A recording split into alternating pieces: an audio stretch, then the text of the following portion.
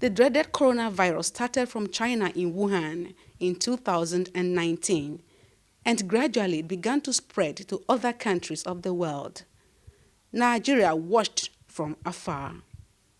There were a lot of lessons to be learnt in preparedness for any eventuality, but given the religious nature of most Nigerians, some decided to play by the faith rule with the popular theory of "it is not our portion." In fact, some people went as far as saying that disease does not kill a black man. The African weather would not allow coronavirus to survive.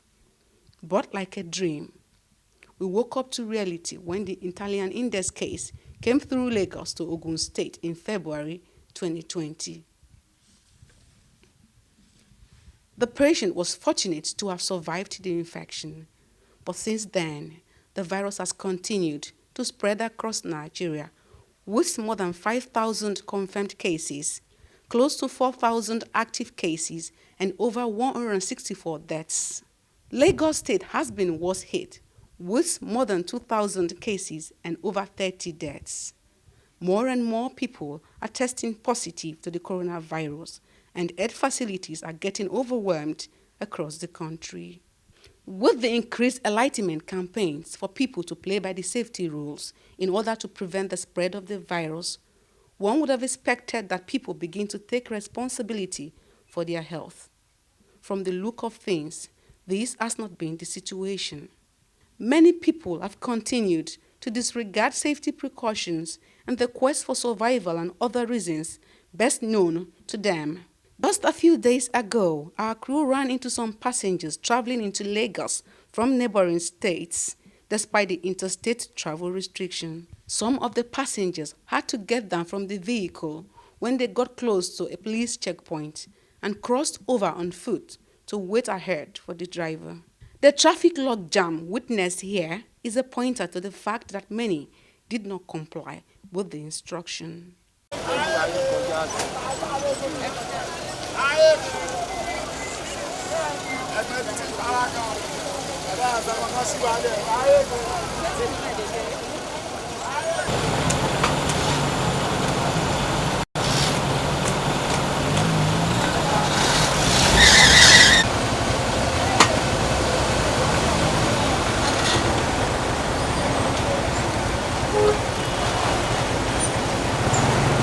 Lagos residents can be regarded as more guilty of this disobedience to instruction by constituted authorities, as many people still cluster together, especially at various bus stops, banks, and markets, against the principle of social and physical distancing.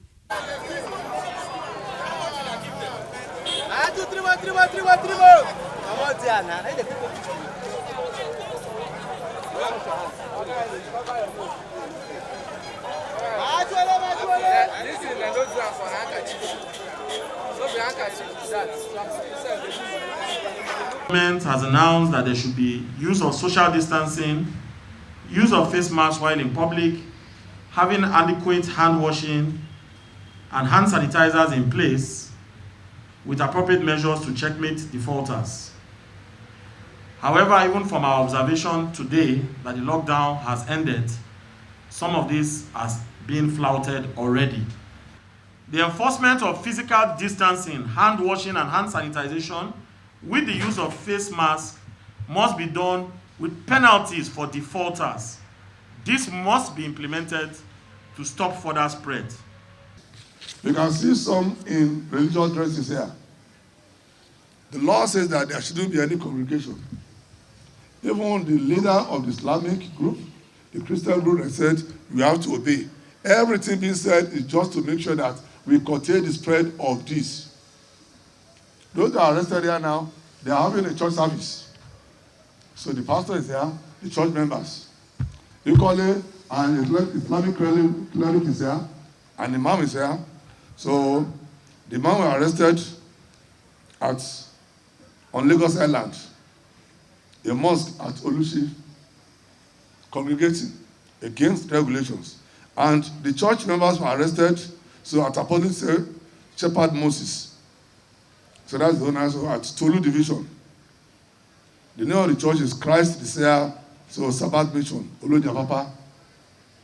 These regulations is for churches and mosques because the virus does not know Muslim, does not know Christian.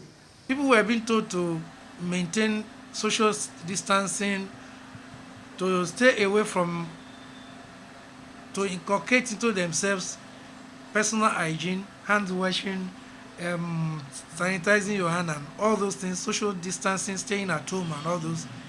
People did not listen. My country people are very, very difficult. Don't listen to instructions, and these instructions are the only thing, the only way out for Nigerians.